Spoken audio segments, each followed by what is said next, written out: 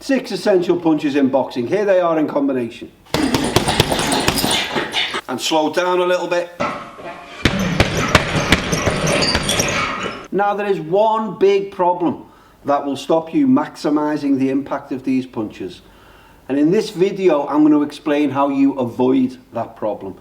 If you enjoy the work I've done here and if you find it helpful, don't forget, hit like and subscribe to get more videos, and it will be a massive help to me. Okay, we're going to get started, we're going to get straight in. We're going to start with the first punch, the jab. Now, a little demonstration. From the stance and on guard position, arm goes straight out, accelerates onto the target, comes straight back. We avoid elbow flare from there. Okay, that's a jab from a static position. We can move forwards with the jab, we can move backwards with the jab. Point being, as we go out, we want to avoid the elbow flare, keep that hand there. But there's another thing that people sometimes forget. This pole demonstrates my hip position. Watch what happens to it when I throw my jab. Okay, that's when I throw it properly, out and back. That's when I don't rotate. So what's the problem here? If I don't rotate, I'm going to lose power, but I'm also, more dangerously, I'm losing range.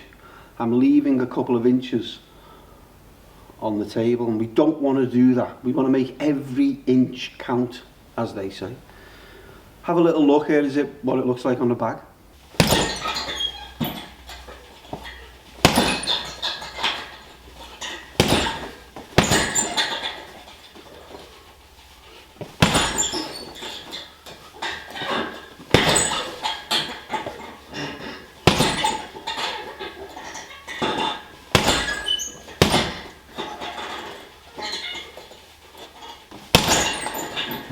Okay, we can demonstrate the same thing with the straight backhand. Some people call it the cross, but the straight backhand from the stance position.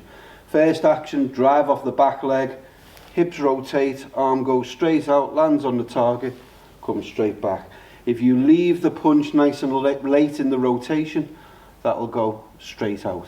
Okay, from there, straight out, and from the side, and again we're accelerating onto the target and bringing it straight back.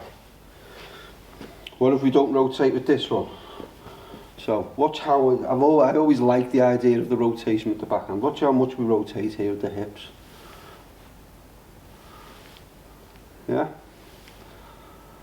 Same problem with the jab, but magnified because there's more rotation involved in this punch. If we under rotate, we lose power, but we lose massive amounts of range as well. Right? That looks a bit like this.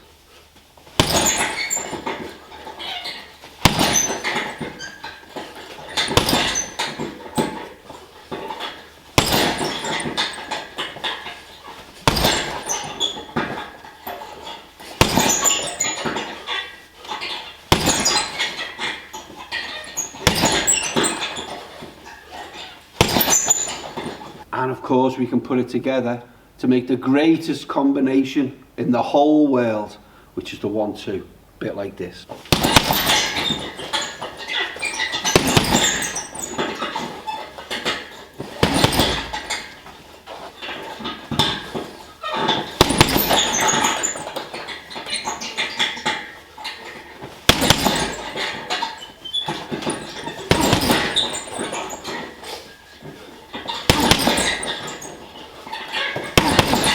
Well, that really is. People go on about boxing combinations, all these fancy ones, up, down, up, down, up. That one will win you fights. Just a good, clean, straight 1-2. Okay, and then we go on to our left hook. Okay, from the stance position, push off the front leg, hips rotate, arm comes up in an L shape. You can also palm down. I coach that a lot. From there, up and around. Okay, but you can, beforehand, you can add a slip. Some people think a left hook is that. It's not. That's a slip, then a left hook. So you can slip and then left hook. Slip, left hook, and it's driving off the front leg and the hips rotate. Okay, let's look at the hip rotation. Left hook, good hip rotation from the static position. Left hook, no hip rotation. I mean, that is just an arm punch. There's nothing in it. Or we can do the slip that way and then back. Slip and back. And here's the hook on its own in the video with some slips in there as well.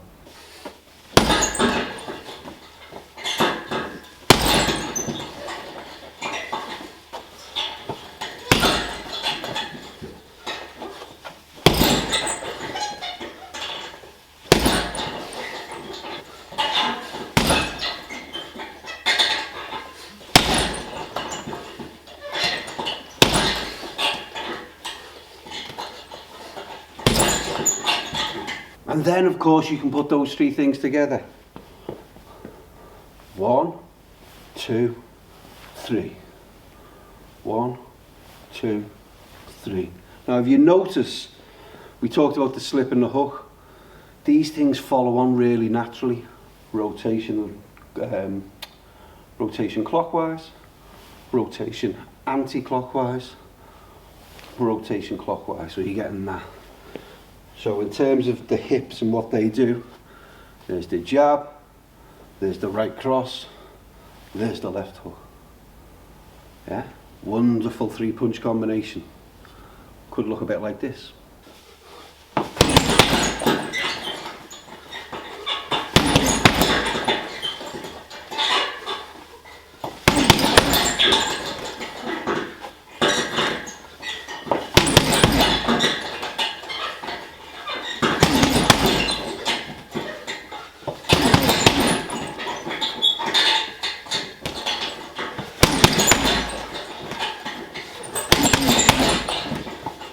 If you're enjoying what we're doing here, you can download my book, The Beginner Boxer Toolkit. I'll explain a bit more in the end. Plus you get drill patterns, plus you get lots of coaching videos in follow-up by joining my personal email list. I'll tell you about that at the end. Okay, onto the right hook now. Straighten our little brush pole. From there, right hook, drive off the rear foot. Bang, same thing, similar with the straight right, same type of rotation with the cross, but we're turning over, and we, of course we can palm in as well. So you've got there and there, right? Drive the hips. There's the rotation. I can't explain enough, and that rotation is driven by the feet. For anything coming off the backhand, it's driven by the rear foot. Anything coming off the lead hand, it's driven off the front foot. Okay. Here's how it looks on its own in a short bag sequence.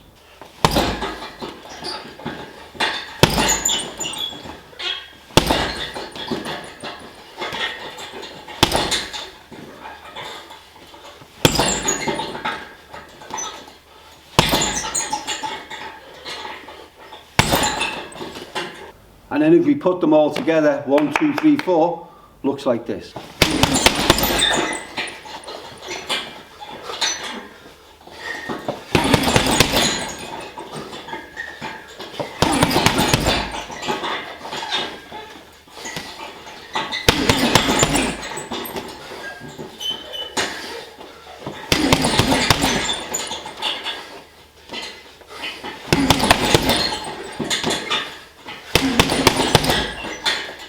Okay, we're starting to build some real solid rotation, getting all of these shots right. Now we're getting into our most difficult punches. There is a slight variance with the rotation here, so it's really important to get this. Lead hand uppercut, so for me the left uppercut. We're going to drive off the hip, drive off the front foot, the hip's going to rotate, but then we have to lift the hip at the end. So the reason for that is the uppercut. Now that hip has to rotate and then come up. If you watch what happens here, when I throw the shot, you'll see the end of the pole comes up. Right? Now the reason for that is so that we can get the forearm perfectly vertical at point of impact. If the forearm's off vertical, for me that ventures into being a hook. It's certainly not a well executed uppercut, right? So this has to go there and then up at the end. And similarly with the hook, you can throw a slip in beforehand. So you can go 1, 2, or just there, right? Looks a bit like this.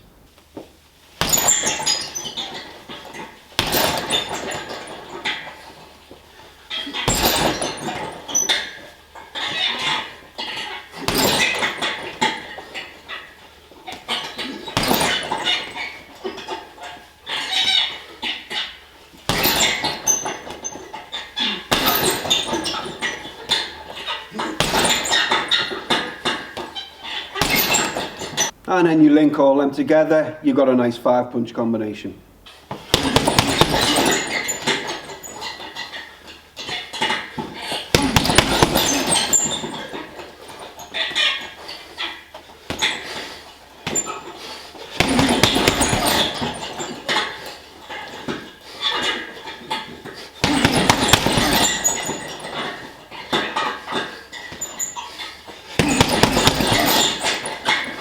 And you know, some people think you can't use uppercuts on bags. You can. What you can't use is one of them uppercuts. Okay, but you can land it there. Just lengthen the lengthen the arm out. As long as the forearm stays on the vertical plane, it's a nice clean uppercut. Now we're on to our right uppercut. Same type of shot. But again, we have to vary that hip rotation at the end. So from there, there's the shot. And from the side,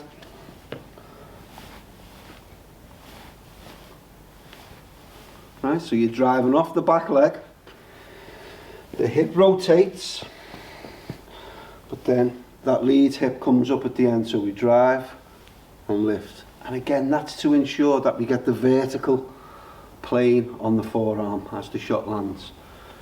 On its own, it looks like this on the bag.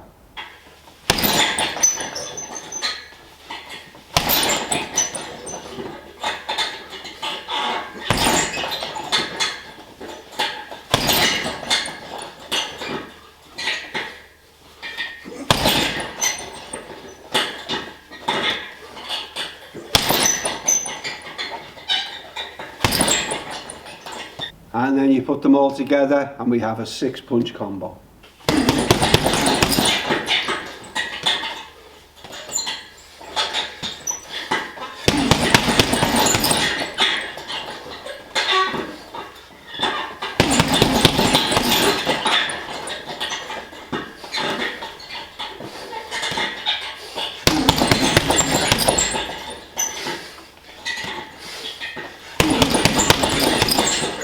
So imagine the pole, get them hips, get the rotation right, there, uppercut, uppercut, yeah, really make that drive up at the end with the uppercuts. But that hip rotation is critical. If you've enjoyed this, go download my book, The Beginner Boxer Toolkit, loads of learning in there, 68 pages, 7 tools to help you become the best you can possibly be. Plus I'll give you a free drill pattern, plus you get lots of emails and follow-up.